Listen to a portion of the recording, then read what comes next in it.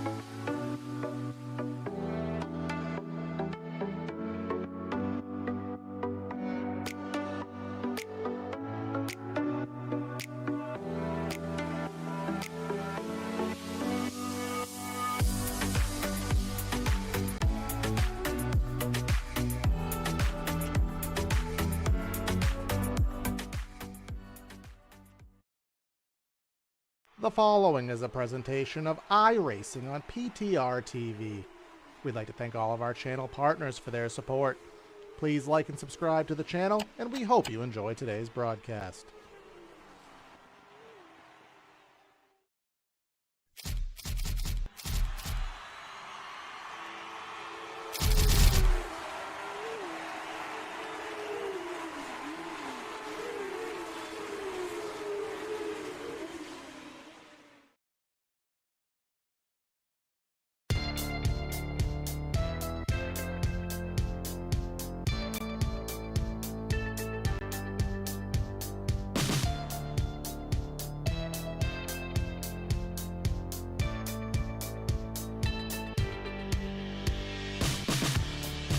One of the most unique racetracks in motorsports lies in Pocono, Pennsylvania. The triangle shape with 3 unique turns, one shaped after Indianapolis Motor Speedway, one after the Milwaukee Mile, and a third after the defunct Trenton Speedway from New Jersey. You can't make them all perfect, but you do the best you can to get a car to handle around this tricky triangle, and that is exactly what we have for you tonight. Welcome everybody to PTR TV for what stands as now a one-off event for the Coast to Coast Cup Series with their Gen 4 campaign. It is Season 5, race number 6. Giving you the calls here tonight, myself, Corey Silva, both in the booth and behind the production truck, giving you all of the footage and pressing all the buttons here to give you tonight's broadcast. So happy to have all the viewers here from the Coast to Coast Racing Network here for, at least for the time being, a one-off event. Qualifying currently on the docket right now, where we have a field of roughly 25 of these Gen 4 cars here ready to pounce here, all 725 to 800 depending how you talk to horsepower here at one of the fastest tracks in motorsports, front straightaway, about 3/4 of a mile long. I think it's over 3,000 feet if I do remember properly. So you have to nail all these corners here. You have to make sure that you get off of turn number 3 here, because turn number 3, the most important corner of this racetrack, as it sets you up for the long straightaway and all those runs that do come with it here. Currently watching Trenton Sneed here on the stopwatch here, number 81 car. Looks like we have first driver to put some time down, and if there is some names that I do butcher, you do have to work with me. It's going to be, I didn't know these names before I came in here. Travis Scrumita in the 77, a 54-137, but Jared Ziegler here, 57. I was watching some of the practice times. I was reading some of the posts here about what these guys are expecting, and you can see we currently have a 53.6 on the top of the pylon right here, so good times here, good efforts by these drivers here, putting these times down. And you can see in second right there you have that's Jason Tamer, not too far off there with a 72, and then you have Kian Raleigh there with only 1/1000th behind him. So good lap times by these drivers as they do try to navigate what'll be a 47 lap race here, which should go by relatively quickly. 47 laps at Pocono. Typically Pocono does tend to be a track that does go predominantly green flag racing. I don't know why my timer is not currently present on the ticker right there, but we'll try to get that back in due course. But again, Pocono, a track that typically goes green for the most part. Not known for a lot of yellow flags, just because it will traditionally spread out. It's a track that is very much skill-based more than it is, luck-based or drafting-based. There will be some drafting, especially in these Gen 4s. They do have a draft model that is noticeable, so you will have those runs off of turn number 3 that lead you down that long front straightaway. But don't forget about the exit of turn number 1, the long pond straightaway leading into turns 1 into turns 2. A lot of runs to be had there, and just trying to get our timer back there, and there it goes. So that would have been a bad thing to not have the entire race. 50 seconds left here in qualifying, and Jared Ziegler still leading it down. Looks like we have some fans for Trenton Sned Sned or Sneed. You guys can help me there in the YouTube chat. He's back there in the 12th spot. See if anybody else on track trying to run a last-second lap. John Neckrich, he ran a 53.94 on his first time by. This will count. Let's see if he can move himself up in that number 66 car. Let's see. Lap number 2, usually not faster, and it was certainly not.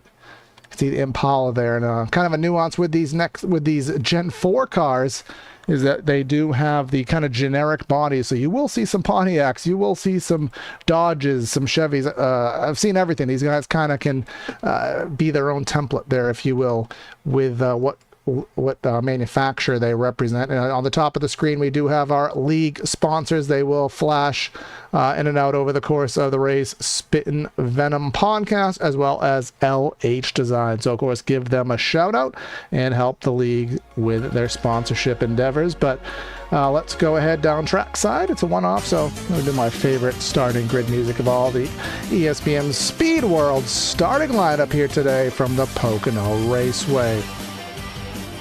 From the front row, Jared Ziegler with that lap time of 53.681 seconds. Jason Tamer on the outside of that front row. P3 is going to find Kian Raleigh with Michael Christopher rolling off in the 4th spot. Jeffrey Skies in 5th with Andrew Beach in the 71 car. He'll be rolling off in that 6th spot. P7 finds Nick Leo and John Neckrich in 8th. 9th, Travis Scrumita, and then Tanner Noel in the 10th spot. Heading back into the double digits, Cliff Mullins in 11th with Trenton Sneed in the 12th spot. Apparently our YouTube fan favorite there. Travis Greenwell in 15th with Quinn Newton in the 16th spot. P17 finds Jonathan Rains with Jeremy Scherer in 18th. I wonder if there's relation to another Scherer that I know. Jake Vinosky, probably butchered that, but did my best there, Jake. Randy Lee in 20th in the 00, and then rounding out our last few rows of vehicles, Blake Giglio, you'll know him from the 100% Cup Series in that division, with Nathan Scott in 22nd, and dead last on the grid, Dan Lawal, another familiar name with the PTR TV broadcast, and Lucky Eck. I like that name. He's going to be dead last in the 24th spot. That is our PTR TV Speed World starting lineup here. And they have the, I think it was one of the first tracks on iRacing that kind of implemented the sideways grid parking job there on the front straightaway. But let's go over our last second odds and ends here at the Pocono Raceway. Weather conditions here from virtual Long Pond, Pennsylvania. 82 in the air with a 90-degree track temp. And then you have 5:47 virtual time here, so this race shouldn't take more than an hour. I mean, if it even takes an hour, I'll be quite surprised. So still plenty of daylight here. May see some shadows and such that could affect things in a very minuscule capacity. Our race details, well, I did have to reset things, so I'll just have to do by race details verbally. We do have, of course, the full fuel load, 4 sets of tires in the pits, which I will be very hard-pressed if they even use more than one of them. And then, of course, 1 green-white checker if available. It is a fixed setup series in these Gen 4s. Remember the Gen 4 car circa 2000 to about 2006 in the real world. This is the ARCA car in literal terms, but iRacing made a goof, gave it some extra horsepower. Community said keep it, so they did, and that's what we have. Hopefully, I think they are going to work on a legitimate Winston Cup era Nextel Cup car in the future, but definitely enjoy what we have. The 57 GameStop Monte Carlo. Again, a lot of different pseudo manufacturers here. You can see a Taurus there, see an Impala. I know I saw a Pontiac in practice, so definitely a good bit of parity here in the field. But coming off turn number 3, the flat turn leading onto the super long front straightaway here at the Pocono Raceway. Pace car is in. The green flag will fly in due course. Jared Ziegler is going to get him on the loud pedal, and here we are racing at the Tricky Triangle. Heading down into turn number 1. Oh my god, blocking all the way down to the flat here. Got to watch out for that. They fan out into the famous turn number 1. They're going to be 3 wide right off the get-go. 0-1 of Jason Tamer in the singular. Jason Leffler car all the way up at the top. Pole sitter gets really loose off quarter exit. That Ward Burton-esque car, the 22 of Michael Christopher, big slideways job off turn number 2, but manages to get it in line. That 3 wide move. And that block by Ziegler, I don't know if that cost him entering turn number 1. When you do that big block, takes your corner entry away, gives you a harder arc into the corner, which actually can be detrimental. I think that was part of his problem there, but he'll have to settle for what he can. Down to the bottom there in 3 and 4. You can see the different lines at play. 0-1, use the third lane there. Again, still a little bit of wiggles here. Kian Raleigh there in third, trying to close in on Ziegler, but we'll have to settle for where he is now. You can see later in the pack there, still trying to sort themselves out. Quinn Newton to the inside of that's Davis Greenwell in the 34 car, the Artemis Esports number 34. And everybody is still battling here, and looks like they may be battling even closer for that second spot here.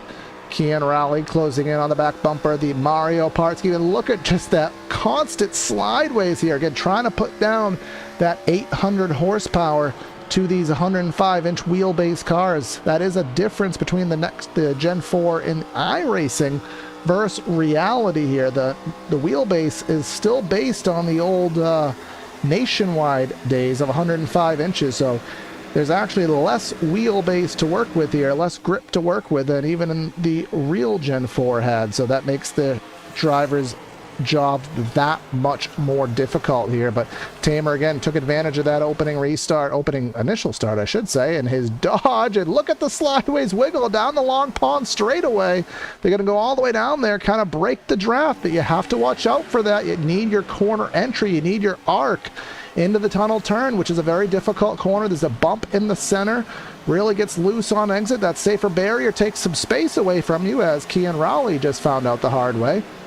I love when these guys act on cue, because it makes me sound like I actually know what I'm talking about there. So they will continue on with their endeavors. Let's go back, find a little bit more action. We see Andrew Beach in the 71 car, and I am just, oh yeah, it is a 71. The numbers just kind of threw me off there with their colors for a second. The Spit and Venom podcast, get one of the league sponsors. So of course, check them out, follow them on wherever media outlets they happen to be on. But it looks like he had a difficult endeavor trying to evade Michael Christopher, who had a little bit of issue there entering turn number 1, but carries on just fine for the time being. Saw that Tim Horton's Pontiac back there. Who is that? I think that is Travis Scrumita there.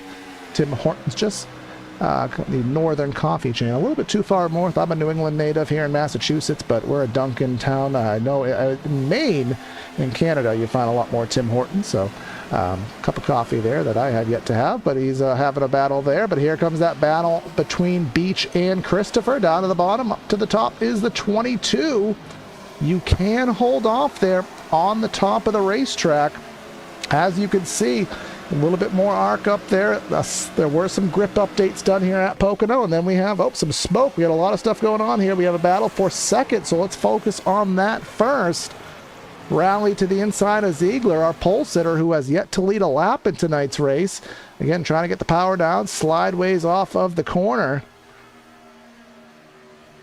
Will fall back into line. Now let's go back and find some more stuff. These guys battling all over each other right now. Nick Leo in the Jewel Impala down to the inside of Beach, trying to take advantage of the 22 slowing up the Beach right there, but was not able to do so. Now you have the 04 of Jeffrey Sykes trying to look to the inside of John Neckrich there in the 66. A lot of good racing here at Pocono. You can see some guys down there on the rumble strip, other guys second lane, and somebody, look at everyone dead sideways on exit here, trying to figure out how to get off the corner here. Whoa, somebody well in the back there. Couldn't quite make out who that was. Maybe we can from a distance here. I believe it may have actually been, well, we'll get a look of it here. I think it was actually Quinn Newton there in the 88. He had a really big endeavor there, right rear into the fence perhaps, but just a small little wiggle there. As speaking of wiggles, Dan Llewellyn does just that. Side by side a little bit further up. Jeff Price in the 14 car. Again, everybody's struggling for grip. They're all lane 2 off the bottom. Typically the tunnel turn is not where you'll find yourself kind of running off the bottom of the track. There are some opportunities in 3 and in 1 to do so, but not so much in 2. So that is interesting to find out. As again, still struggling for grip. 14 of Jeff Price there, closing in on Nathan Scott. See here, up a little bit. 04 of Sykes to the inside of Beach, and just ahead of them there, side by side. Still contact. Oh no, off of 1. They make a little bit of contact. Everybody is okay for the time being. They're going to enter turn number 2. Again, this all over, switching positions, switching lanes, getting sideways. Really good stuff here by these Coast to Coast Cup Series guys here at the Pocono Raceway. I really thought this thing would have spread out already, but these guys definitely shows the competition level, the parity here, the close skill differences here. Not a big skill gap. These guys all over the place. Speaking of all over the place, that red vehicle there at the end of the shot there, hard lick into the fence. I believe that was the 14 of Jeff Price. And looks like we got a lead change to watch up here. Jared Ziegler, I think he's going to the outside of Jason Tamer here for the lead. Now, you can make the outside work, but you're going to have a little bit of balls here entering turn number 2, the tunnel, to run that outside. You can see getting slideways. You got to watch out. Don't want to burn that right rear off. They're going to run side by side. 68 of Kean Rowley says, let me open the door. Let me go 3 abreast here. Entering turn number 3. Is this going to pull off? Is this going to work? Oh, no, it's not. Oh, 1 hard into the fence here. But he manages to keep it straight enough. They had enough of a gap on the field that it does not throw the yellow flag. Tough break by Tamer, who was, for lack there of a poor joke, really taming the field there for a little bit, although lost a little bit. Let's cue up the replay here. We'll go up from the chopper shot. I think that'll be the best bet. 57. Yeah, they're just battling for space there. And then last second, just kind of a little right rear hook, unintended, but again, they had enough of a gap. The algorithms within the iRacing service that throw out yellow flags were not met there, so it does keep us under green flag conditions. So now Kean Rowley is leading this thing in the 86 car, but you have Jared Ziegler in second. And let's see if he's actually led a lap yet. I'm not sure if he has. Nope, pole sitter still hasn't led a lap yet. You can see the 68 and or 86 number flip there versus the livery versus the InSim. And that is a caution flag. Now, we don't have a live admin here, so the cautions that come out will be triggered by iRacing directly. That's the 81. Oh, no, that's our chat is going to be very upset there. Trenton Sneed there, having some issues on the front stretch. Let's go cue up the replay, see what happened to him. Yellow and black, white and black car. Oh, that looked like a little bit of net code, which, for those who aren't as knowledgeable of the iRacing service, which I would assume most everybody is, the internet prediction system believed there was going to be contact, so it kind of created contact, even if it didn't actually happen in reality there. But I think that would have happened either way, so I'm not going to queue that up as a netcode incident. I'm going to queue that up as contact that would have happened regardless. So that is the 04. Now the caution is out, but they do have to battle all the way around the 2.5 miles just to catch up to the pace car, which is in the exit of turn 1 here at Pocono.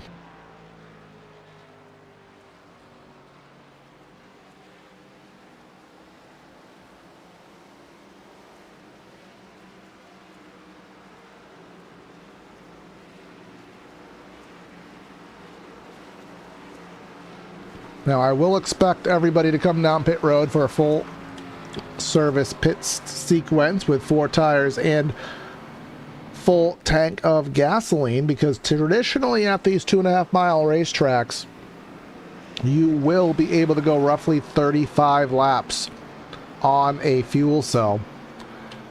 So where we are at a point now where it's 36 to go, based on what I know, and I have not driven this car as much as I would like to, just full transparency, but I do know with the traditional next gen and even the COT Gen 6, right around 35 laps is traditionally a fuel run here at these 2.5 miles. So I'm going to go and estimate that that is roughly the same here. So I think this will still be right on the edge of a fuel window. You may see some guys be able to stretch it. You may see guys need to come back in. Maybe even see some guys top off. But everybody coming down pit road here at Pocono. We do have the quickie cautions here. So we may even get the one to go this time by. Pocono and the other longer tracks on iRacing do have the quickie cautions by default here. So we will get at least one more pace lap. So you may even see some guys come back in and top off. But let's see if there's any strategy moves here. We'll see. In the real world, 2 tires at Pocono is a very common move. Not so much on the simulator. The balance shift of the vehicle a lot of times is overpowering for some of these guys. So 4 tires is the name of the game. Let's see if there's any battle exiting the pits. The 0-1 of Tamer is leading out. Yes, because that is a point that I think I brought up, but I just forgot to mention, and it just slipped my brain. We do have one fast repair within this series. So the 0-1 used his fast repair because Pocono is one of those very unique tracks. Really, it's only Pocono, Indianapolis Oval, which of course doesn't exist anymore, and sometimes in Michigan, but it's a little closer there. But Pocono, you can make a pit stop under green and stay on the lead lap as long as you're really within about 10 seconds of the leader. So he was able to, where he crashed, he pulled right in the pits, he got that fast repair, got a full set of service done, and he's back on track. So realistically, he's actually in decent shape now as the leader of the race. The only thing that would be of issue for him is having less fuel. But again, depending on what the fuel mileage is, that could be of concern, or maybe it won't. Do these guys think they'll run this to the end? Do they think there will be another caution? Again, I don't know the fuel number here, and we do have a few, looks like Jeffrey Sykes. Remember, he was the one that kind of triggered the caution, but we do have some drivers coming back to the pits here on 1 to go.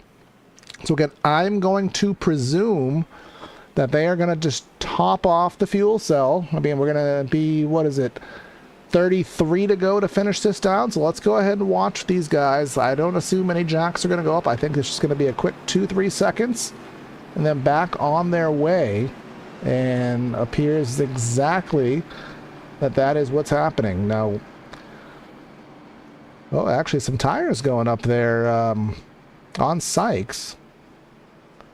So maybe he just forgot to uncheck them, but I don't think that will be of any concern here. But at the field getting coagulated back up here on the Long Pond straightaway, and what looks like maybe a fuel run here for the CTC Cup Series. Again, a series that has a lot of crossover drivers with the 100% Cup Series, which does also air on PTR TV. And in that series, we had a fuel mileage race at the Nashville Super Speedway where all the heavy hitters pitted, and a couple heavy hitters said, you know what, we're staying out, we're doing it, we're going to go for it, and won the race. I believe it might even have been Lucas Hoytsma, the kind of the admin and the broadcaster for the series, won that one. I think it was. If I wasn't, it'll probably kill me, but either way, it was a fuel mileage race there, and those are fun to watch, and we very well may have one of those on our hands here this evening, but still a lot of racing underway, and to change things up and kind of throw a wrench in any strategy call. But we have that 01 Dodge leading it down, and we'll see what happens. Pace car is in. Barney has the flag in hand, and there it goes. Let's go racing here down the front straightaway. Saw a lot of bobbing and weaving. We saw a lot of fanning out on the initial start. A little bit more formative this time by a solid 2x2. No big blocks, no big fanning out 3, 4, 5 wide. More traditional start here as we'll put the timing back on the screen for you. Kian Raleigh there in the 86 used that outside lane to his advantage there and took the lead from our restart leader 0-1 of Tamer. Now how much of that is tires? It could be 1 or 2 laps of tires, or it could just be that he timed the restart better. I don't know how much 3 laps of tires is really going to mean in the grand scheme of things, but we may find out. Nick Leo in the 69, highest he's been on the day. He's in third, going for second. Again, I think it's just kind of something I need to sensitize to, how much these guys are just fully sideways exiting these corners. I've never covered a race with these vehicles yet, so this is a new experience for me, and I'm quite enjoying it here on board with Leo. There goes the 57 of Ziegler to the outside, trying to keep a quarter panel. Nope, we are under caution, so let's go throw all that fuel talk out the window here, because that should nullify it for just about everybody. 15 of Jeremy Scherer here, having, I think he probably got the worst end of the stick there with that one. So let's go queue up the replay and try and see what happened here. So he's to the outside there. Whoa, nope, it's the 14 and the 17 that we're going to have to go look at. Jeff Price and the 17 car, whose name goes beside me right now. But let's take another look at that.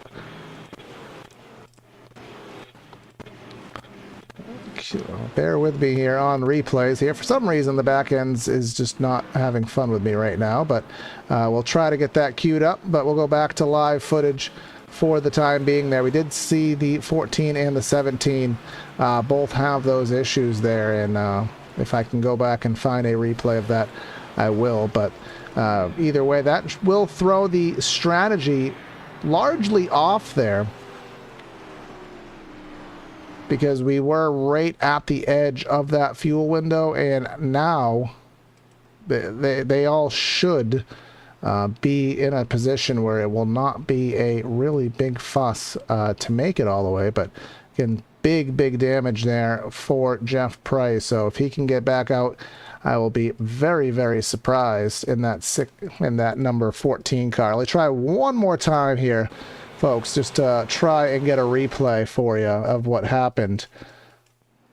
Sometimes the back end system is just very finicky here, and other times it's very cooperative here, and for some reason looks like it's not going to be cooperative with us. So we'll just have to go with what we got live there, and we did see most of it, so we'll just take advantage of what we did see there. And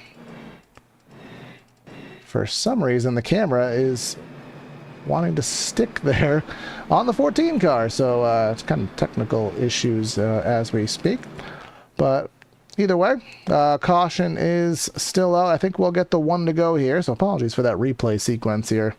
I don't know if I have a button sticking somewhere on my keyboard that is triggering things or what. But all should be well. And it looks like we're going to have one more lap of caution here. So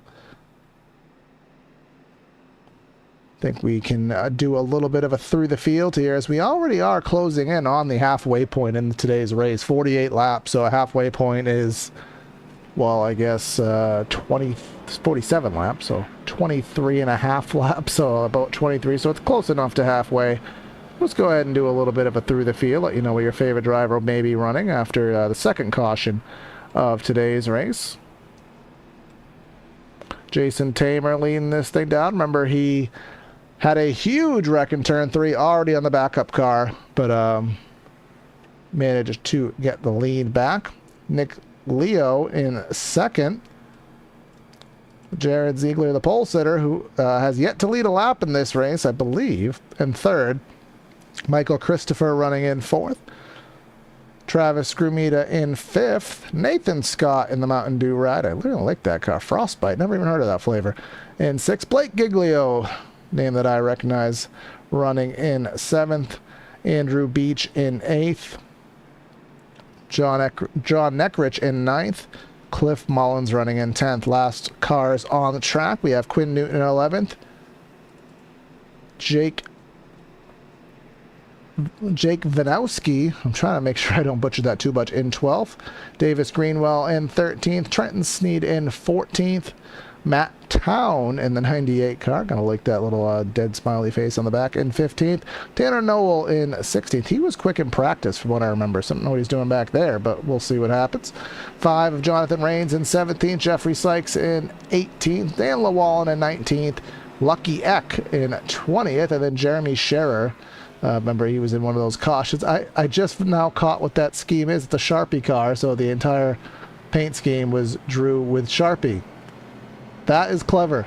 I really like that. It took me a second to piece together what that was, but that's pretty badass, man. I gotta be honest with you. So kudos to the paint scheme artist on that one. But either way, lights out on the pace car, so we'll go try this one more time. Now, we did see that last time. The outside on the restart was the place to be. And the outside does fare very well here. Even if it's not the lane of control, the outside fares pretty well here at Pocono. And one of the reasons is between the time the pace car pulls into the pits and the green flag comes up, that time frame, the restart zone itself, is very, very small. So it's one of the easiest tracks for the outside lane to time it well enough that they can actually stay with the leaders and stay with the inside lane. So you don't typically see here at Pocono someone just pull off by 4 or 5 tenths of a second on the restart. Traditionally, they will stay relatively close to each other, which gives you that really great racing here at the Pocono Raceway. But we're going to exit turn number 2 here, head down the short chute, which I still think is longer than a straightaway at most short tracks here. It's still well over 1,000 feet, so still a very long straightaway there. And then heading into turn number 3, the turn that is based after the Milwaukee Mile, track getting some new fame and hosting a Craftsman Truck Series race here in just a few weeks' time. So that is great to see. But the pace car is going to pull on in, and we'll see what happens. 01 on the outside, left side of your screen is the control vehicle here. Nick Leo to the inside is going to try to get whatever jump he can, but they're going to go down that front straightaway here, and let's see what happens into turn number 1.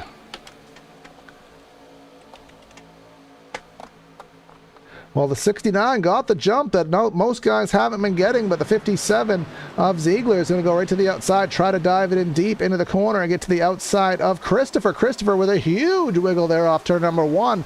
He's going to try to keep it in the gas. Let's see what kind of track position he still has. Well, he doesn't have any on the 57, but now he has to battle with Travis Scrumita in the 77, who's going to dive into the outside. That outside really working pretty well here, surprisingly.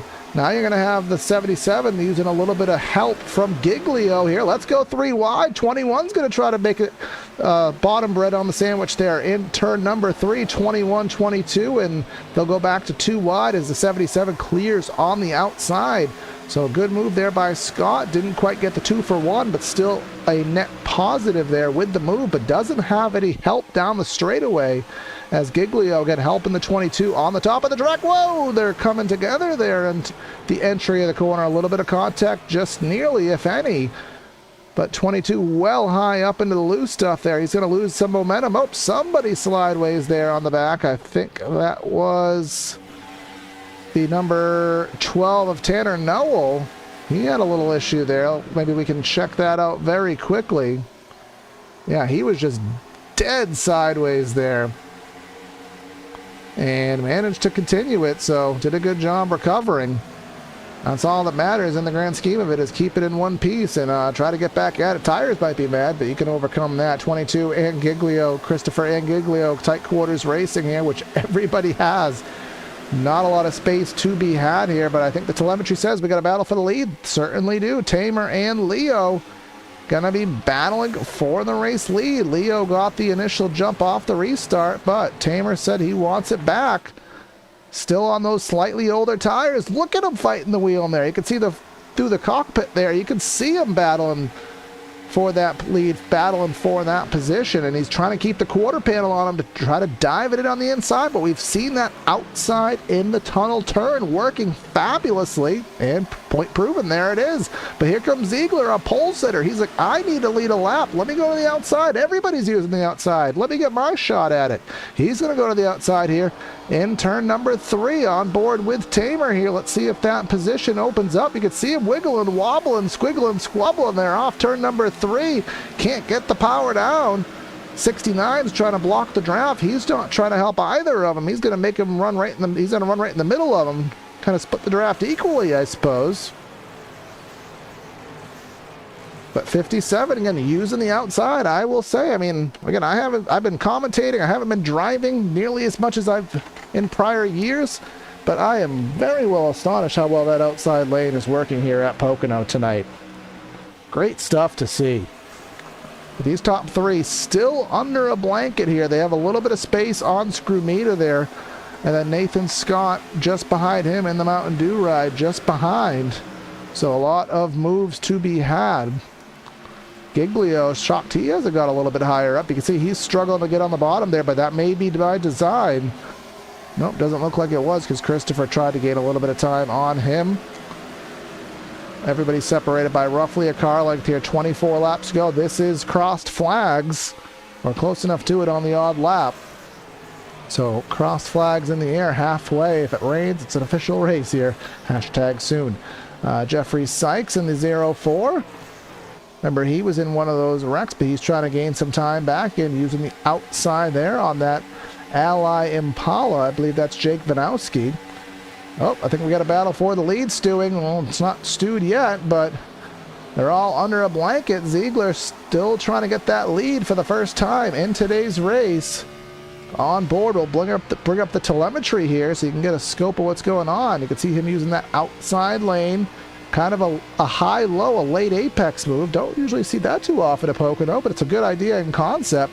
Heading down the long front straightaway here. Again, 5/8 of a mile here. Let's see what that top speed ends up being. 194. Did we hit 200? Not quite. 196 there. Hard on the binders. Keeps it in 4th.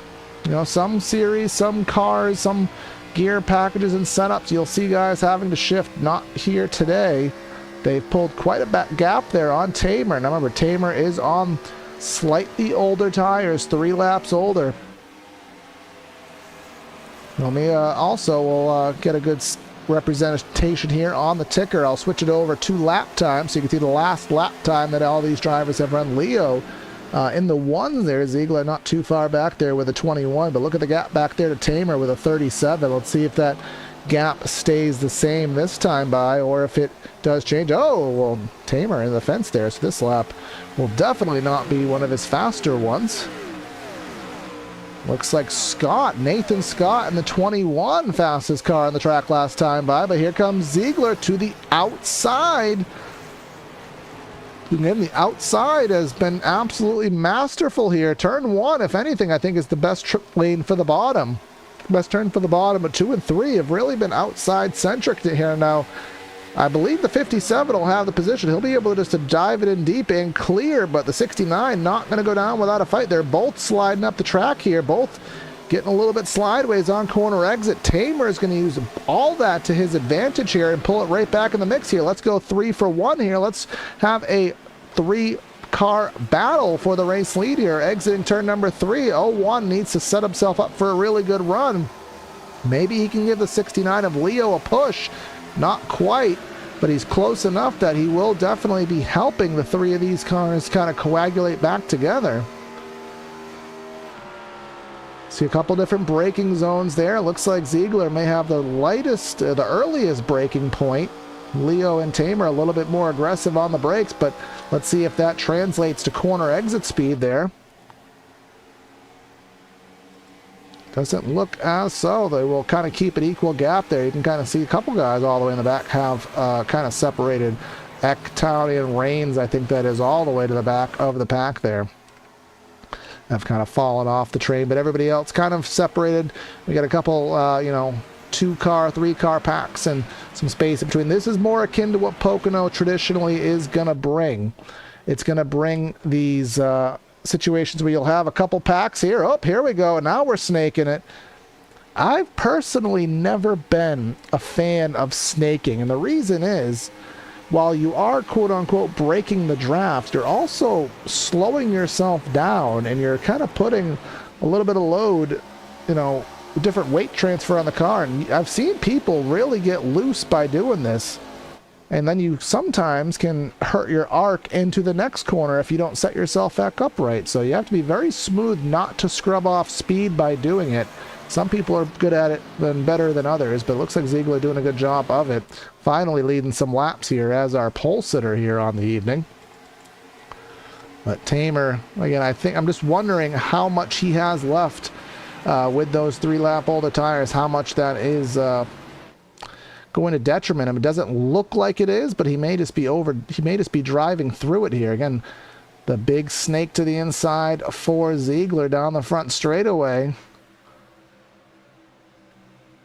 Into turn number 101. I almost think he's working with the 69 car, if I'm being honest here, on the rear deck lid cam, on the rear roof cam rather, of Nick Leo, and kind of keep it off the fence there. 01, that wasn't snaking, that was just saving the car and trying to keep his momentum up. You can see the 21 of Nathan Scott there, who was the fastest on the track a few laps ago, just back there in the 4th spot.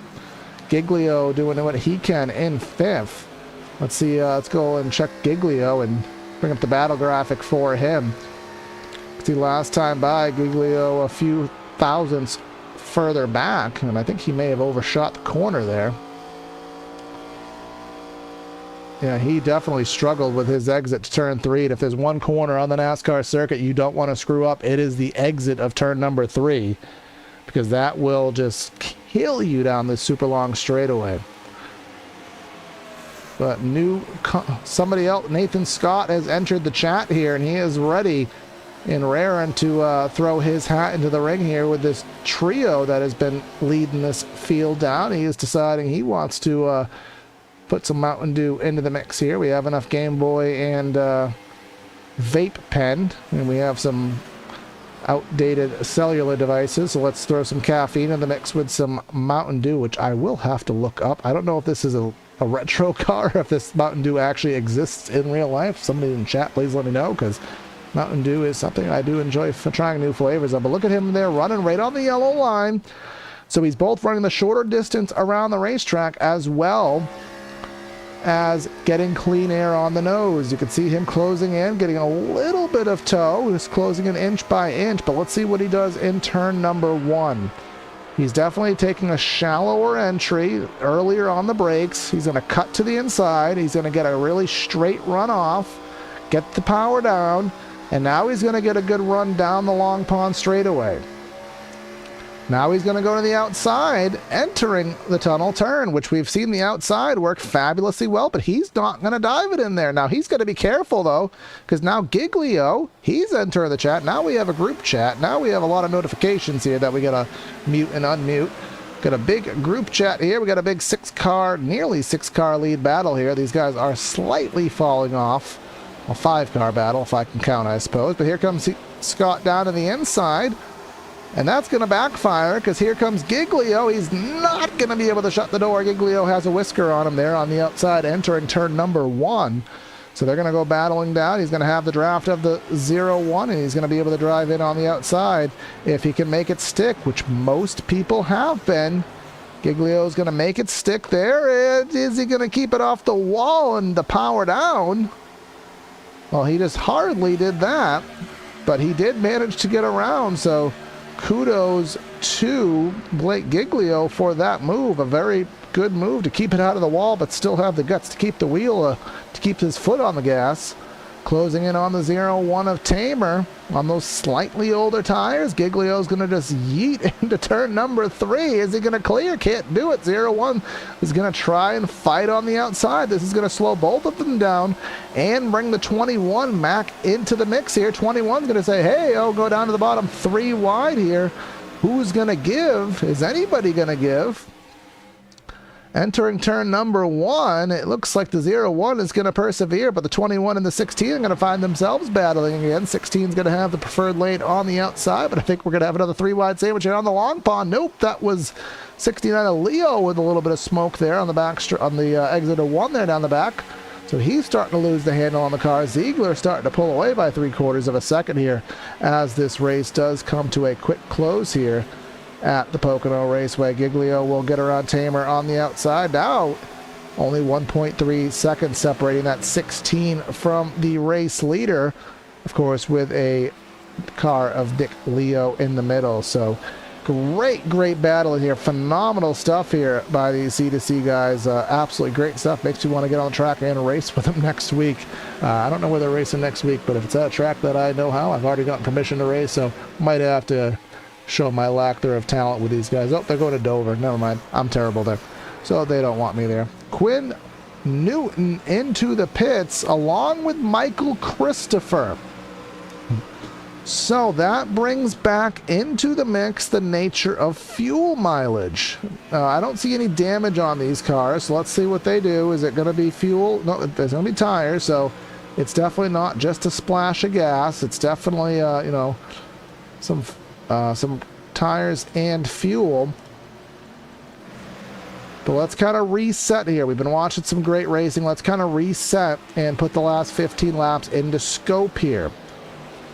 Or let's not. Everyone's pitting, so that's the deal. Everyone's going to come into the pits here, so 36 laps, just a little bit too much to muster. Some drivers are in a better position than others, and we have to bring that to attention here. Assuming they don't murder themselves. Dan Llewellyn, he's only been out for 15 laps. He should, per my very rudimentary knowledge and math, be able to finish this thing out. You have Jeremy Scherer just behind him, and you have Lucky Eck, who've all basically it'd only be a 30-lap run in the end for them. I would imagine that they should be able to run that question mark, but everybody else would be a much longer stint, upwards of 35, 36 laps, which clearly is just not within the realm of possibility. But the problem is I don't know if Scherer and Llewellyn are in a good enough position to stay out. They seem to really be struggling here with the cars. Let's go back to Llewellyn.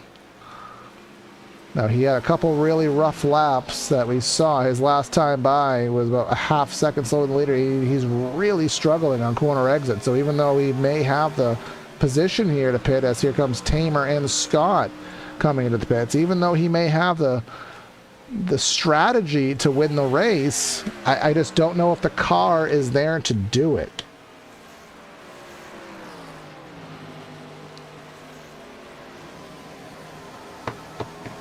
So we'll wait and see when these pit stops happen, because if you are planning on pitting, which most of the field has, Pocono is one of those tracks you want to pit first.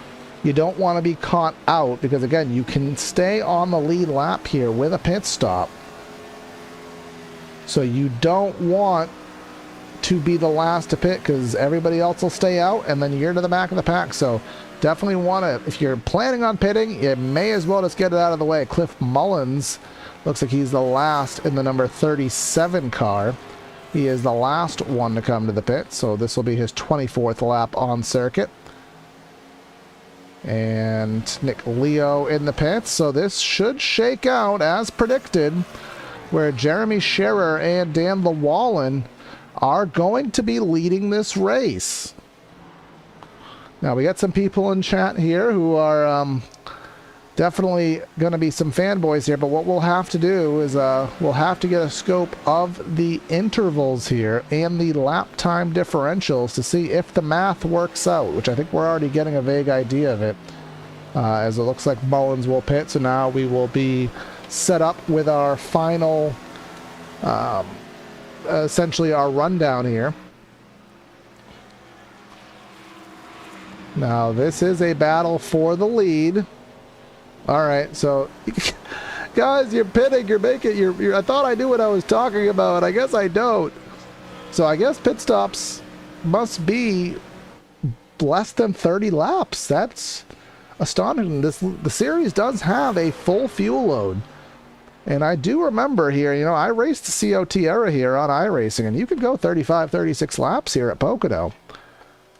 So I'm very surprised, but either way, let's take a look at the gap. Dan Lewallen leading this thing down. The first person on tires, Jared Ziegler, 13 seconds back. However, the lap times, he was 2.4 seconds a lap slower. So theoretically, if he keeps that pace going, he only has the lead for 4 more laps anyway. So drama is basically for naught, because even if he stays out, he's not going to win the race. Hey, I tried, guys. I tried making a fuel mileage race out of it. But, you know, it's just not going to be for naught. And here he is coming to the pits. And he will negate the lead. Lucky Eck in the 87. He'll be the last one to stay out completely. Actually, no, I allowed Matt Town there as he does some agricultural work there in turn number 3. He's going to come in. So once Lucky Eck comes in, we will have fully cycled. Now, tires are just, they're murdered here at Pocono, which, again, part of that is due, again, just going back to technical terms here, the wheelbase, you know, the actual tire size here is only 105 inches when the real next gen, or rather the real Gen 4 car, I believe it was 110-inch wheelbase. So basically, that's just more rubber meets the road. And again, this is a kind of a pseudo Gen 4 car. It's based off a Nationwide car from about 2009. But Nationwide and Cup cars at that era were basically identical, with just the wheelbase and the engine size difference.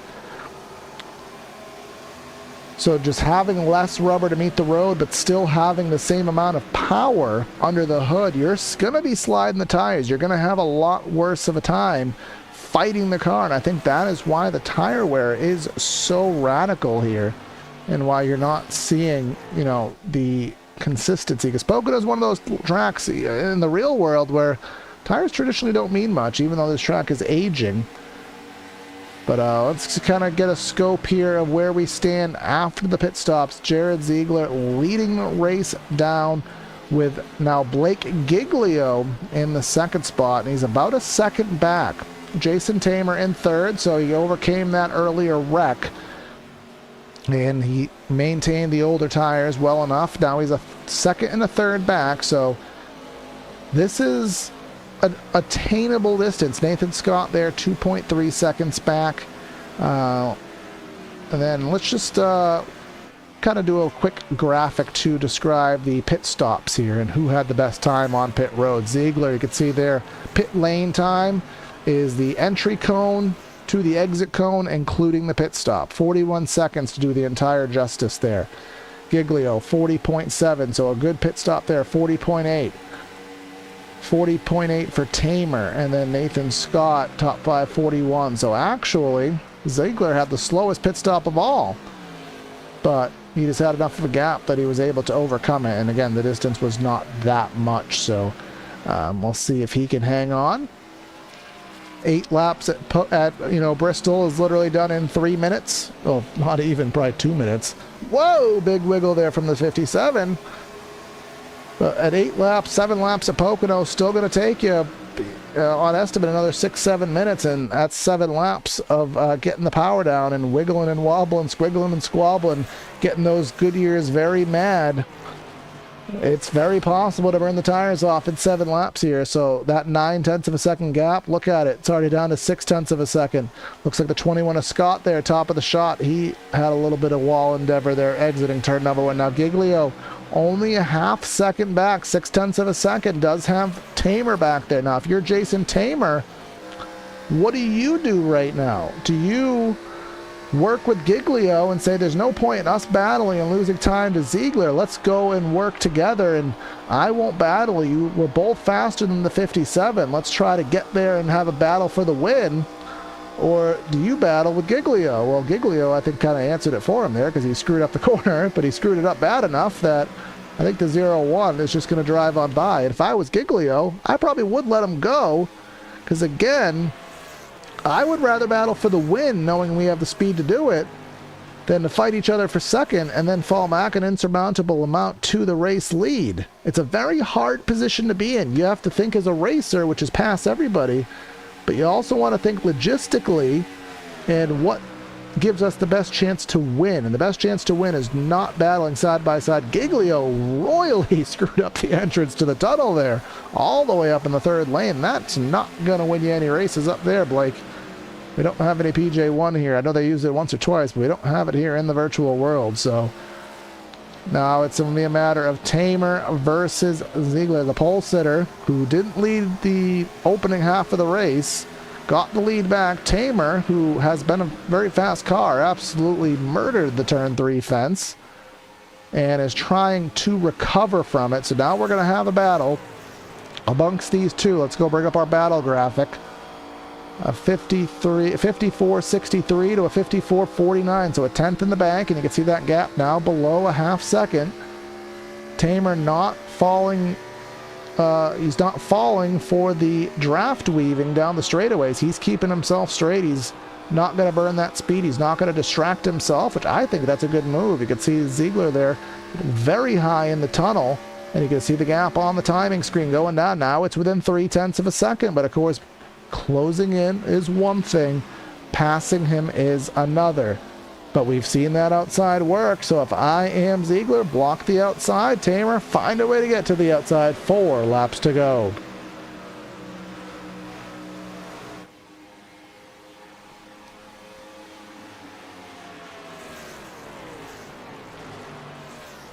Gap closing in, stabilizing around 0.3 of a second. This is where the aero push starts to come in. This is where the downforce starts to get a little bit harder, but it seems as though here at Pocono, we've been able to change blame. Oh, here comes Nathan Scott in the mix. He's closing in. He's making a move. He's to the inside of Blake Giglio, entering the tunnel. How fast can he get by? Can he get by fast enough to put his hat in the ring for this lead battle? Giglio struggling immensely there. 21 will clear. He has been the fastest car on the track for a few laps.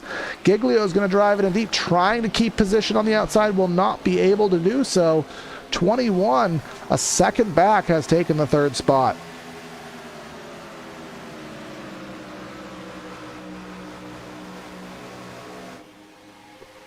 And then look at up front here. Tamer has caught up to Ziegler within that 0.2 of a second with a 57. And he's trying to aero block at this point, trying to run the low line there, take the air off of the 0-1's front bumper. But Scott, I mean, last time by wasn't a great lap. Now this time by, he's going to need to gain at least 2 or 3 tenths. But what he needs is those top two to get at it, because once they go side by side, that's going to open the door for him to close in very rapidly here. Currently, let's bring up the interval graphic here for Nathan Scott. He was a second back. Now he's 3/4 of a second back. This is in relation to Tamer in second, who's kind of stuck there. Nope, now you can see they're all following for the weave there down the front straightaway. Let's go back and check that out, because sometimes this actually is problematic. But they will get back in line. They will get their corners situated and get good corner entries here. On board with the rear bumper, the rear deck lid cam of Jared Ziegler, and he's kind of holding that 1/4 of a second gap here. This is akin to Dale Jr. and Bobby Labonte. 2001 here. Labonte was faster than Jr., but he lost the lead, I think, with on the last lap, or 2 to go, I believe it was. But it looks like Tamer may be running out of steam here. Lost 0.2 of a second there through the tunnel. Now Ziegler is going to have some breathing room here as we head into the final lap of the race.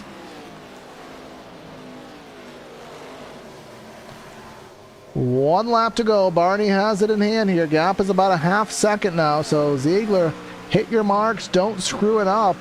And that's really the only way something's going to happen. You're not going to lose a half second on pure pace. You're going to have to screw it on up to allow that 0-1 to get back at it. He closed in.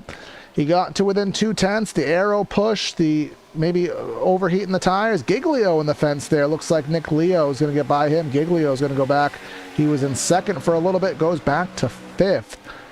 But Ziegler, the pole sitter, let's see how long he's been in front of this race. He's led the race for 17 laps. It'll be 18 if he can navigate. Remember, Kyle Larson blew a tire here on the last turn a few years ago in real life. It won't happen here in the virtual world. Coming through the final corner here at the Pocono Raceway. Race number 6, Season 5 of the Coast to Coast Racing League at Pocono. Checkered flag goes to Jared Ziegler. Jason Tamer, a really good recovery, gets a second. And then Nathan Scott, a solid run in third. If he had better track position, I think he'd be good. Oh, God, Blake Giglio. Wow, my God, that was a delayed reaction there.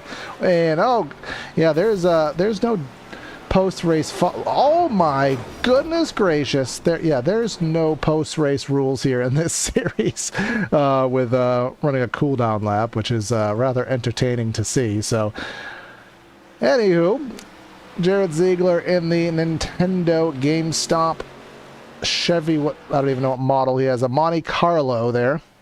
Kind of what like Joey Logano used to run back in the day. He'll get that victory, and we'll head down the front straightaway here. We'll see if there's any celebratory moves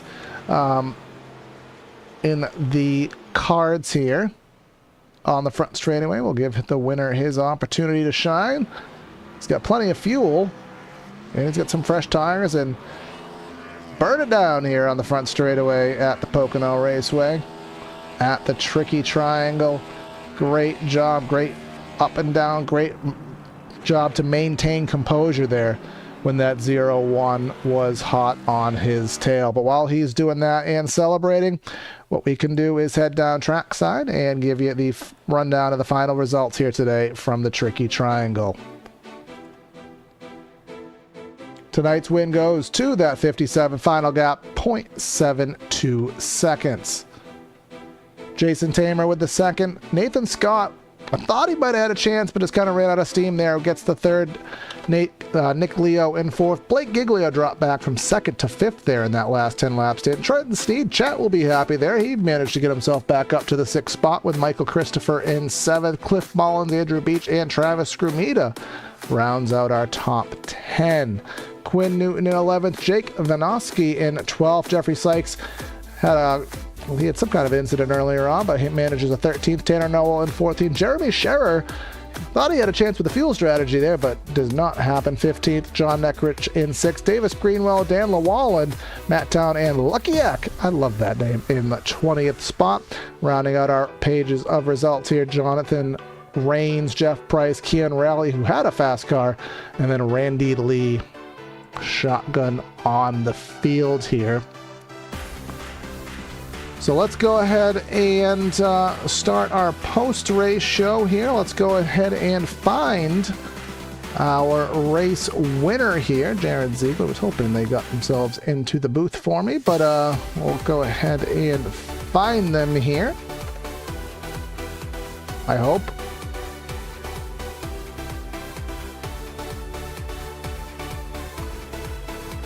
All right, I don't see the Ziegler here, but let's see if we can find the 0-1 of Tamer. Now, I may just be scrolling right past it, or I may not see it here. I'm trying to just get these guys any bit of interview here.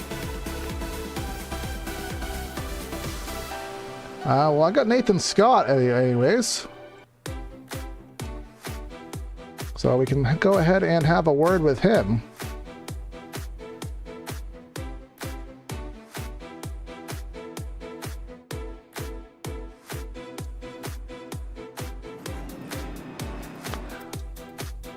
All right, Nathan Corey from PTR TV in the booth. You got me, bud?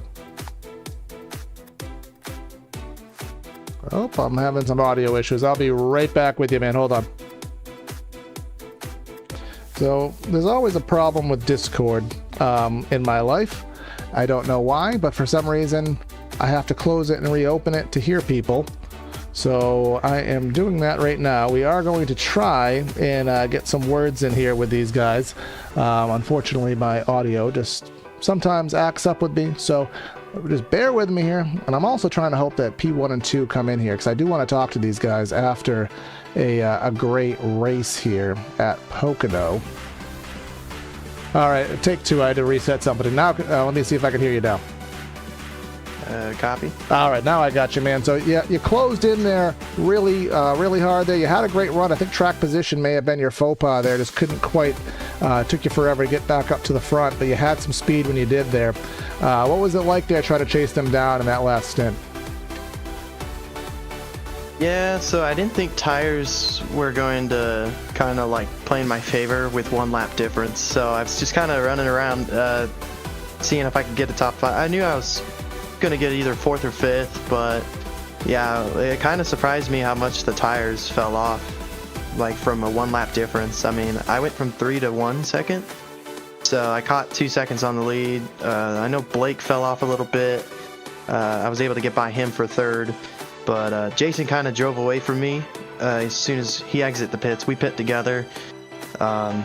So I was kind of hoping he caught Jared there and started racing him, but he could never get beside him and kind of hold him up a little bit so I can get there. But after the tires worn out, it was just kind of stagnant. Everyone was kind of the same speed. But I'm pretty happy with 3rd. Yeah, track position was definitely what kind of put me behind there. Yeah, it was starting 22nd, but you got up to 3rd there, and then now next week you guys head to another really difficult track, especially these high horsepower beasts. You head to Dover, so do you think you can back it up with another podium there at the Monster Mile?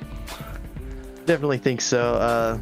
Yeah, I was at a long day at work today, and I didn't get to hop into practice before, so I really only came in here with 2 laps or so of practice. So that's why I didn't post the lap and kind of started in the back, see how things were. But yeah, I'm definitely confident about Dover. Just about the same as I was this track. I like Dover. It's pretty fun. So yeah, I think I could do well. Yeah, says something, man, when you can hop in with hardly any practice and compete with a really fast guy. So congrats again, and good luck next week. All right, thank you. And now I've got 2nd place here. I got Jason Tamer. You got a copy, bud?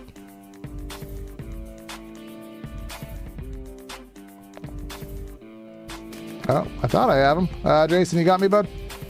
Yeah, I got you. All right, man. Well, I thought you had it there. You closed in on Ziegler. Then once you got to about 2/10, I don't know if it was the air. I don't know if you just made the tires mad, but you just couldn't quite get that last car length or 2 and then dropped on back. What was the final straw? Was it the tires? Was it the aero? Or did you just kind of run out of steam there at the end? Yeah, catching them.